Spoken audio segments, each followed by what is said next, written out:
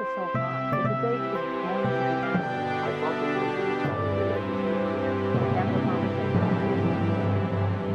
Hi, I'm Todd Purdum. And I'm Dee Dee Myers. And we're here in Denver with another convention conversation.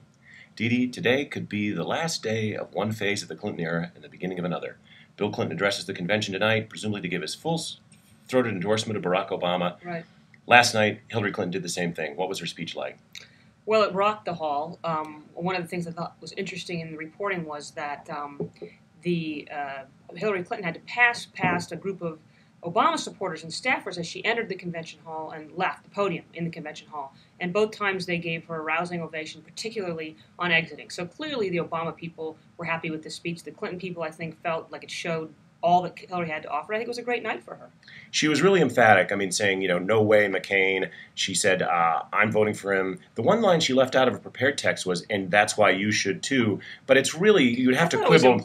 You'd have to quibble pretty hard to say that she didn't embrace him totally. Right. The one thing that the Republicans seem to be seizing on is that she didn't emphatically attest to his skills as a commander-in-chief. She never said he would be ready on day one, which is something she'd accused him of not being during the campaign. Right, and perhaps that's something that President Clinton will address tonight. I think no matter what Hillary Clinton did last night, the Republicans were going to try to continue to drive that wedge between the Obama people and the Clinton people. Surely there's still some lingering resentment, but there was no way that they were going to let this opportunity pass to divide the party. But the party actually felt pretty united last night. The other thing that was really striking was Senator Clinton did not hog the stage. She received this ecstatic reception, and there was a huge floor demonstration. And when her speech was done, she walked off the stage. And the minute she walked off the stage, the energy in that hall went down. It went down, right.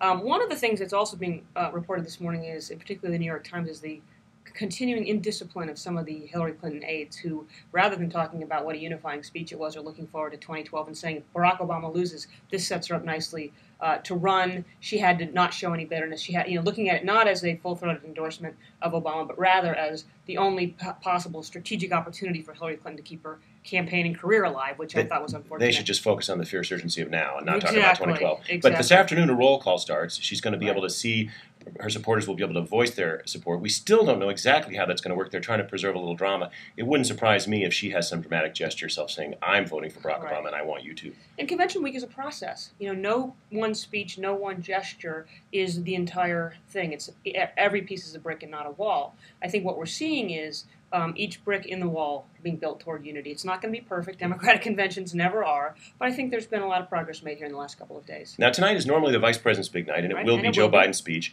But before that, Bill Clinton's going to talk. What do you think we'll hear him say? Well, I think tonight is foreign policy night. It's looking at security in the world.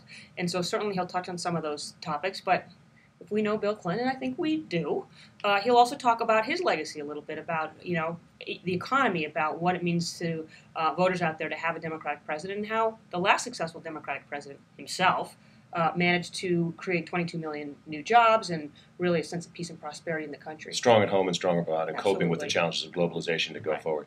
And then Joe Biden, I expect we'll hear him do some scrappy attacking about John McCain, his colleague in the Senate. And Bill Clinton may do some of that as well. We'll see.